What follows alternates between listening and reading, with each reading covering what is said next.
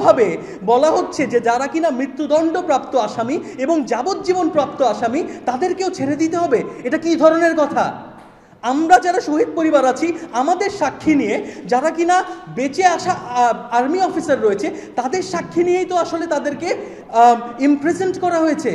এখন তাদেরকে আপনি ছেড়ে দেবেন? এটা কি করে সম্ভব? আমি অ্যাডভোকেট সাকিব রহমান, আমি শহীদ কর্নেল কুদরত এলাহী সন্তান।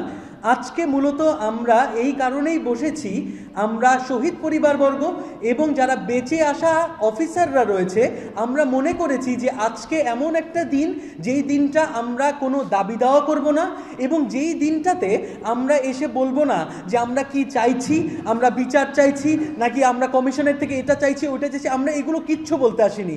আমরা কেবলমাত্র স্মৃতিচারণ করতে এসেছি যে কতটা বর্বর ছিল সে সময়ে বিডিআরের সদস্যরা, কতটা নির্যাতিত হয়েছি আমরা, কতটা নিপীড়নের শিকার হয়েছি এবং আস্তে আস্তে মনে হচ্ছে যে সেই জিনিসটা আস্তে আস্তে মুছে যাচ্ছে।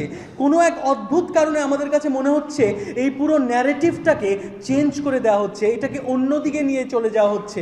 ঠিক আছে, যারা জামিন পেয়েছে, যারা মৃত্যুদণ্ডপ্রাপ্ত হননি এবং খালাস পেয়েছে মার্ডারের মামলায় এবং যারা কিনা আপনার এক্সপ্লোসিভ সাবস্টেন্সের মামলায় তাদেরকে বেল দেওয়া হয়েছে, ঠিক আছে, কিন্তু ঢালাওভাবে যেই দাবিটা করা হচ্ছে এবং যেই দাবিটা যেই দাবিটার একটা প্রচার করা হচ্ছে যে সকল বিডিআর সদস্যদেরকে মুক্তি দিতে হবে, সেটা আমাদের জন্য অত্যন্ত বেদনাদায়ক, অত্যন্ত কষ্টকর একটা ব্যাপার হবে।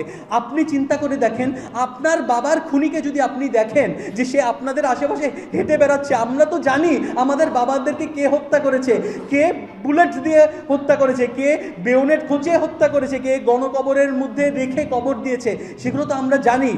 আপনি শুধু চিন্তা করে দেখেন কতটা একটা মানুষ যে কিনা সোর্ড নিয়ে প্যারেড করে, এরকম একটা মানুষ, এইরকম একটা অথরিটি যার থাকে, তাকে আপনি ম্যানহোল দিয়ে ফেলে দিয়েছেন, যার বডি পরবর্তীতে আপনার বেরিবাদে গিয়ে এসছে।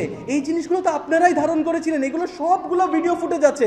অনেকগুলো চ্যানেল রয়েছে যারা অনেক নতুন হয়তো বা, আপনারা আগের চ্যানেলদের সাথে একটু খবর নেন, আগের ভিডিও ফুটেজগুলো সংগ্রহ করেন, আপনারা সব কিছু পাবেন।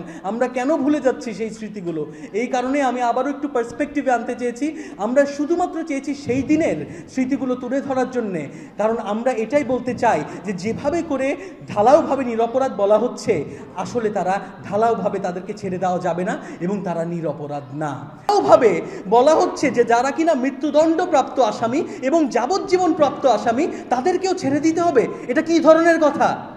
আমরা যারা শহীদ পরিবার আছি আমাদের সাক্ষী নিয়ে যারা কিনা বেঁচে আসা আর্মি অফিসার রয়েছে তাদের সাক্ষী নিয়েই তো আসলে তাদেরকে ইমপ্রেজেন্ট করা হয়েছে। এখন তাদেরকে আপনি ছেড়ে দেবেন? এটা কি করে সম্ভব? তাদের যে বর্বরতা সেটা কি আপনারা আগে ধারণ করেননি? আপনারাই তো ধারণ করেছিলেন। এবং এই কারণে আজকের প্রেস কনফারেন্সটা একটু ডিফারেন্ট। আজকের প্রেস কনফারেন্সটা হচ্ছে শুধুমাত্র সেই দিন বিডিআর সদস্য দ্বারা কি পরিমাণে নির্যাতন করা হয়েছে, কি পরিমাণে নিপীড়নের শিকার হয়েছে অফিসার এবং তাদের পরিবারবর্গ, তারা কি বর্বরতার পরিচয় দিয়েছে, সেই জিনিসটা আপনাদেরকে শোনানো হবে। আমরা কোনো দাবি করব না আজকে, আমরা বিচারেরও দাবি করব না আজকে, কারণ আমরা চাইবো যে জনগণ এবং মিডিয়া এই জিনিসটা নিজেরা বিচার করুক যে আসলে তারা কাদেরকে নিরপরাধ বলছে, কি করে হয় তারা নিরপরাধ। একটা মানুষ যদি কিনা তারা বন্দুক ধরে তাহলেই সেটা মিউটিনি, তাহলেই সেটা বিদ্রোহ। এবং শুধু যদি বিদ্রোহ হতো, শুধু যদি এমনটা হতো যে তারা 7 বছর জেল খেটেছে, তা তো না, তারা খুন করেছে, তারা হত্যা করেছে। বারে বারে বলা হচ্ছে যে একটা ন্যারেটিভের কথা যে শুধুমাত্র শেখ হাসিনা আর ইন্ডিয়াই বুঝে এটা করিয়েছে, তারা করাতে পারে, হতে পারে তারা করিয়েছে, সেটা কমিশনকে বের করতে দেন। হতেই পারে তারা করেছে, আমরা যথেষ্ট এভিডেন্স আছে আমাদের, কিন্তু এটা করেছে কারা তাদেরকে আপনারা বের করে দিবেন? এটা কি সম্ভব? যার কারণে আমি একে একে প্রথমে শহীদ পরিবার এবং পরবর্তীতে সেনা অফিসার যারা বেঁচে ফিরে এসছে তাদেরকে আমি ডাকবো, এবং কেউ বিচারের দাবি করবে না। আপনাদের সেই জাজমেন্ট যে আপনারা বিচারের দাবি করবেন কিনা, আপনারা বিচার চাইবেন কিনা, তারা শুধু বলবে যে সেদিন আসলে তাদের সাথে কি হয়েছিল। শুধুমাত্র শোনেন, ন্যারেটিভ চেঞ্জ করা এটা কোনো মুখের কথা না। এত বড় খুন, এত বড় হত্যা হওয়ার পরে ন্যারেটিভ চেঞ্জ করে ফেলবেন, সেটা আমরা বেঁচে থাকতে মেনে নেব না। একটা কথা শহীদ পরিবারের থেকে আমরা না বললেই নাই, আমরা কখনো রাজনৈতিক স্টেটমেন্ট দিই না। এবং অবশ্যই এটা দেওয়ার কোনো প্রয়োজনও হয় না। খুব কষ্ট লাগে, কারণ আমাদের ছাত্ররা যাদের পাশে আমরা ছিলাম, আমি একজন শিক্ষক নর্থ সাউথ বিশ্ববিদ্যালয়ের, ওইখানকার ছাত্রদেরকে বলে দেখেন ওদের পাশে আমি ছিলাম। আমাদের একজন শহীদ পরিবারের একজন শহীদ অফিসার লেফটেন্যান্ট কর্নেল রবি, তার ছেলে এই অভ্যুত্থানে গুলি খেয়েছে। এবং এখানে আমরা দেখছি বৈষম্য বিরোধী ছাত্র আন্দোলন, তারা হয়তোবা ওই সময় অত্যন্ত ছোট ছিল, কিন্তু তারা এই জিনিসটাকে কোথায় ঘুরিয়ে নিয়ে যাচ্ছে, তারা খুনিদের সাথে কিভাবে করে দাঁড়ায় বলেন আপনারা আমাকে।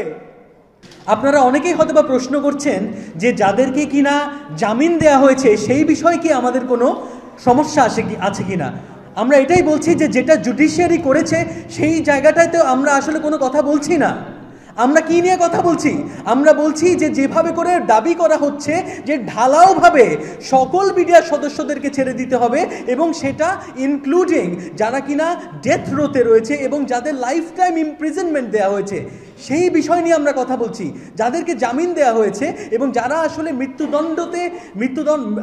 মামলায়, মার্ডারের মামলায় খালাসপ্রাপ্ত, তাদেরকে নিয়ে তো আমরা কথা বলছি না। আমরা মূলত এটা নিয়ে অনেক কনসার্ন এবং আমরা ভীত যে আমাদের বাবাদের খুনিদেরকে কি আসলে বের করে দেওয়া হবে নাকি না।